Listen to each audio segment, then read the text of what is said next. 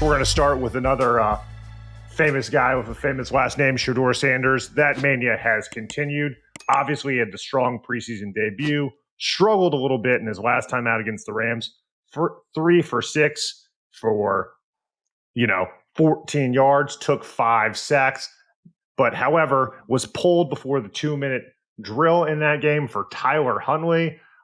Many of his, strong online contingent are claiming Stefanski is sabotaging him. Bo, your thoughts? Okay. Not having him run that 2-minute drill is a strange decision, right?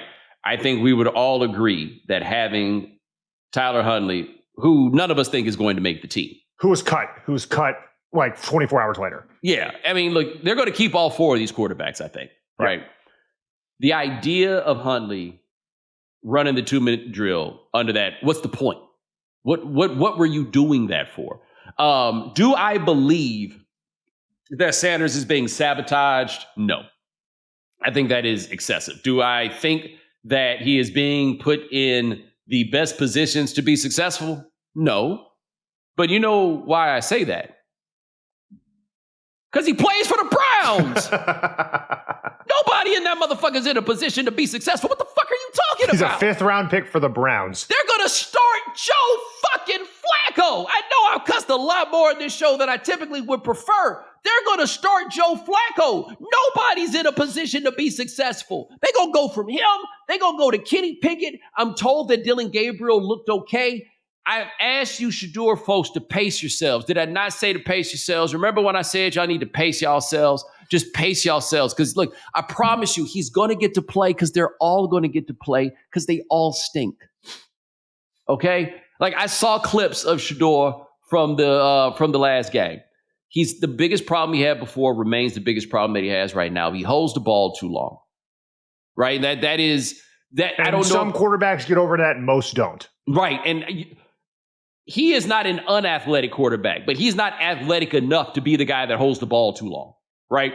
He holds the ball too long. And I think it was Deontay Lee of The Ringer who put some clips up running through some of these concepts. And you could see it. You could say that he was playing behind a bad offensive line. And I'm not saying those things aren't wrong, but there were throws there to be made that he did not make, right?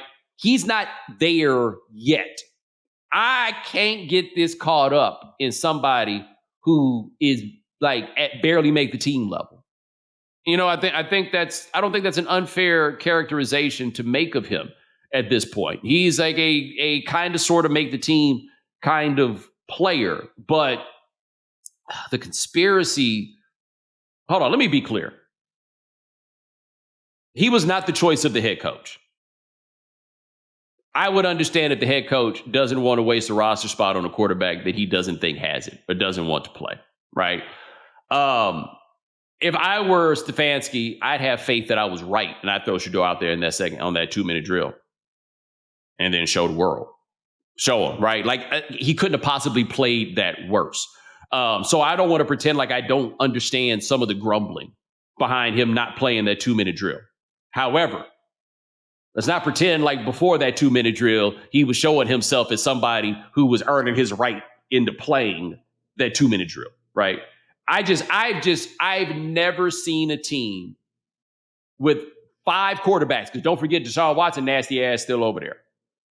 And none of us think that they are good. Like, do the big Shedeur fans, do you think he's good?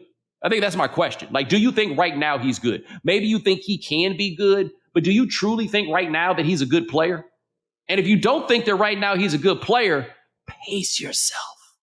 Pace yourself.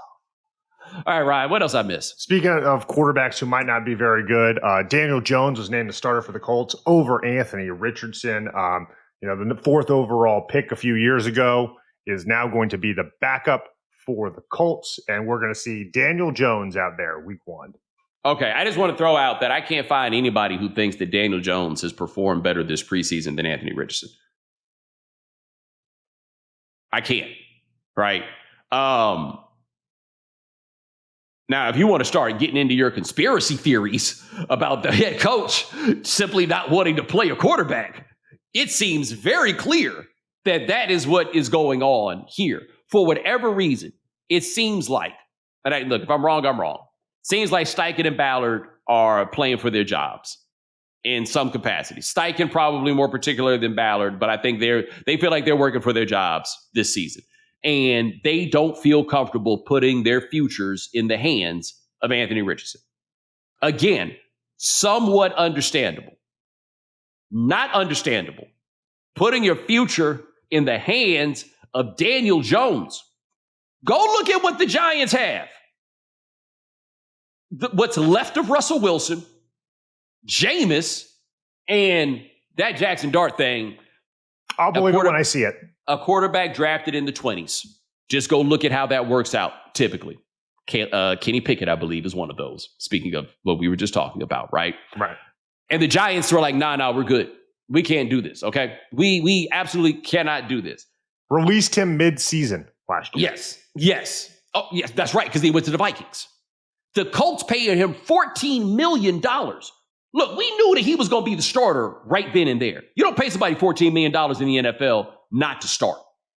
That's not what this is, right?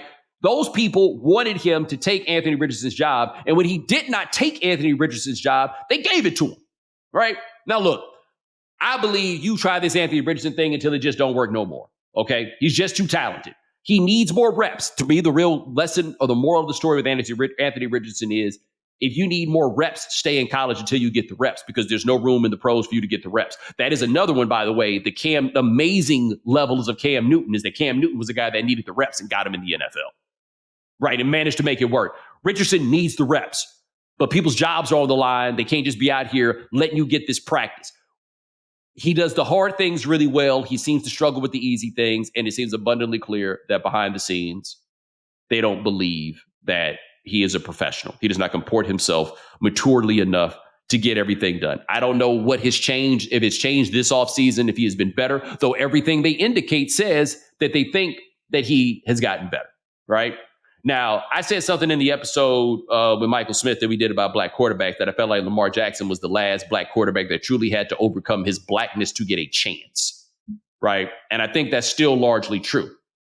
However, and maybe this is not as much about being a black quarterback as being a white quarterback, but the way that they are handling Richardson feels familiar in some ways, but at the same time, we saw the thing that Richardson did where he tapped out of that game. By the way, back to the Browns.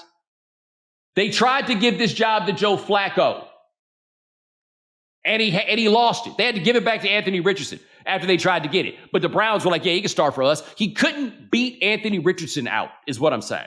All right. But anyway, giving up on Anthony Richardson at the beginning of year 3, that feels a little dicey, right?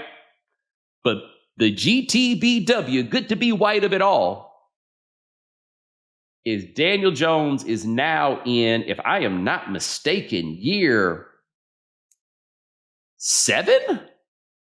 He was drafted in 2019, right? And we haven't given up yet. We're still approaching him with a level of optimism. You still got hope in year 7, Daniel Jones, but you have given up on year 3 of quite possibly the most physically talented quarterback that any of us have ever seen.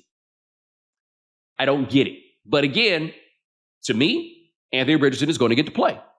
I don't know when, but he's going to get to play. Because the other guy's Daniel Jones. That's not, y'all might as well have gone back and got Jacoby Brissett again. Yeah, Anthony Richardson is starting to feel like the Steelers quarterback of 2026. That is right. But I tell you this, say it again. You knew they was giving that job to Daniel Jones when they gave him $14 million. But you knew they didn't believe in Anthony Richardson when they weren't the ones to go get Tyler Huntley or to go get Jameis Winston or to go get one of the many quarterbacks that would have bought you time. Josh Johnson. Yeah, he's playing for somebody, by the way. I want to say Washington. I think he's on a roster. Yeah, I saw him in Washington. Yeah. But there were black ups galore that they could have brought in. Black ups galore. And instead, cross your fingers about Daniel Jones.